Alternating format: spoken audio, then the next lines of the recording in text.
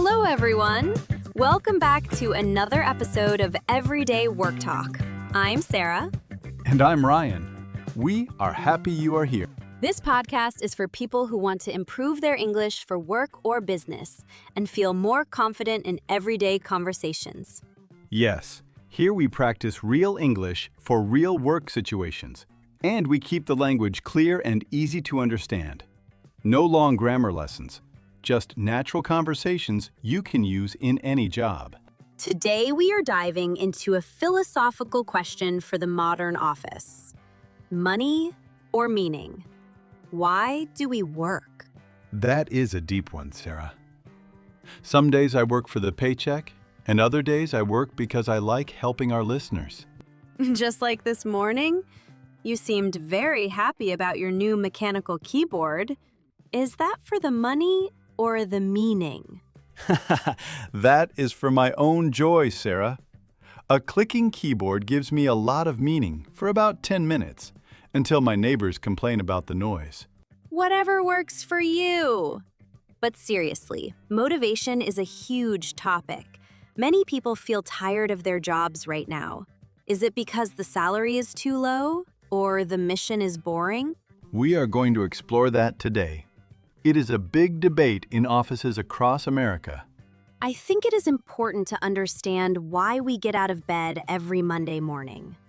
It is not always about the bank account. But the bank account helps. Before we get too deep into our thoughts, listen carefully to the dialogue. We put 4 advanced phrases in the conversation. These are B2 level phrases. They will help you sound more natural and professional. Let's see if you can hear them in our conversation. So Sarah, let's be honest for a second. If you won a huge lottery tomorrow, like $100 million, would you still come here to record with me? That is a tough question, Ryan. I love this show, and I love our listeners, but a tropical island with no emails and no microphones sounds very nice too. Exactly. For most people, the salary is the foundation. You need to pay for your apartment, your car, and your food. If you can't buy bread, you don't care about the company's mission. I agree. The basics come first. But once the bills are paid, people start looking for more. They want to feel special. They want to stand out from the crowd by doing work that actually matters to the world. That is true. If your job is just clicking buttons or filling out forms for 8 hours, you feel like a robot. You lose your drive very quickly. But choosing a career is much harder now than it was for our parents. Many young professionals are choosing between a high salary in a boring office or a lower salary at a small nonprofit. They really have to weigh up the pros and cons of each path before they sign a contract. Money gives you freedom in your free time, but meaning gives you energy during the workday. I have a friend who was a very successful lawyer. She left a huge law firm last year to start her own small company making sustainable furniture. That sounds like a huge risk. Did she have a lot of savings or a secret plan? She had a little bit of money saved, but mostly she had passion. She worked 18 hours a day to make a go of it, and now her business is growing fast. Wow, 18 hours is a lot. She must really love tables and chairs. She does. She says she is more exhausted now than ever, but she is also very happy. She sees the result of her work every day. That is inspiring. But not everyone can quit their job to build furniture. Most people have to find meaning in a regular office or a shop. I think that is possible. You just have to change your perspective. Even on a bad day when things go wrong and the boss is shouting. Like when the printer breaks or the internet goes down for 3 hours? Exactly. In those moments, you have to look on the bright side and remember that your work helps someone, somewhere. I guess the best companies are the ones that pay a fair wage, but also explain why the work is important for the community. Yes, when you have both money and meaning, you feel like you are actually making progress. Wow, Sarah, we were quite serious today. I think I need a nap after all that thinking about my life choices. Haha, no naps yet, Ryan. We have to help our listeners with those 4B2 phrases we used. They are waiting for the review. Oh, you are right. Let's do it. The first one we used was stand out from the crowd. This is a great expression for your career. To stand out from the crowd means to be much better, more talented, or more noticeable than everyone else around you. Imagine you are applying for a job. There are 100 people applying for the same position. You want the manager to notice your resume specifically. Exactly. You want to be different in a good way. For example, if you are a graphic designer, you could say, if you create a unique portfolio, you will definitely stand out from the crowd. It is about being unique or exceptional. You can use it for products too. A phone with a very long battery life will stand out from the crowd of other smartphones. Our second phrase was weigh up the pros and cons. This is a very common way to talk about making a difficult decision. The pros are the good things, and the cons are the bad things. It sounds more professional and thoughtful than just saying, I am thinking about it. You use it when you are comparing two or more options carefully. For example, if you get a job offer in a different country, you have to consider the higher salary, but also the fact that you will be far from your family.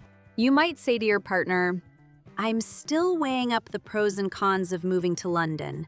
It is a big change for us. It shows that you are being logical. The third phrase was make a go of it. This one is very common when talking about new projects, new businesses, or even new relationships. It means to try your hardest to make something successful. It often implies that the situation is difficult or risky, but you are putting in all your effort to succeed despite the challenges. If your brother starts a new coffee shop, you might say, the location is a bit quiet, but I know he will work hard to make a go of it. It is about determination. You can also use it for a new role at work. The first month was difficult, but I am really trying to make a go of it. And finally, the fourth phrase was, look on the bright side. This is a very American way of thinking. It means to be optimistic or to find the positive part of a negative or disappointing situation. We use this to encourage colleagues or friends when they are feeling down or frustrated. If a project gets canceled, you might say, look on the bright side. At least now we have more time to focus on our other clients. Or if you miss your bus to work, look on the bright side. The walk will be good for your health. It is about changing your focus. So, let's recap all 4 phrases for everyone before we finish. First, stand out from the crowd. To be much better or more noticeable than others. Second, weigh up the pros and cons. To carefully compare the advantages and disadvantages of a decision. Third, make a go of it. To put in a lot of effort to make a new or difficult situation successful. And fourth, look on the bright side. To find the positive part of a bad situation. If you practice these, your English skills will stand out from the crowd in your next meeting. That was a perfect use of the phrase, Sarah. Well, that is the end of our episode today. I hope you feel a little more motivated to find some meaning in your daily tasks. Even if you are just working for the weekend, that is okay too. Just try to look on the bright side while you are at your desk. Haha, true. If you enjoyed this episode, please hit the like button and subscribe to Everyday Work Talk. We love seeing our community grow. And what keeps you in your line of business? Money or satisfaction? Please let us know in the comments below. We'd love to hear from you. And please join us again tomorrow. We are continuing a series of role plays about business negotiations. Yes, we have a very practical scene tomorrow. It is a meeting between a manager and a furniture supplier. We are going to negotiate the price of 50 new office chairs. It is going to be a tough conversation.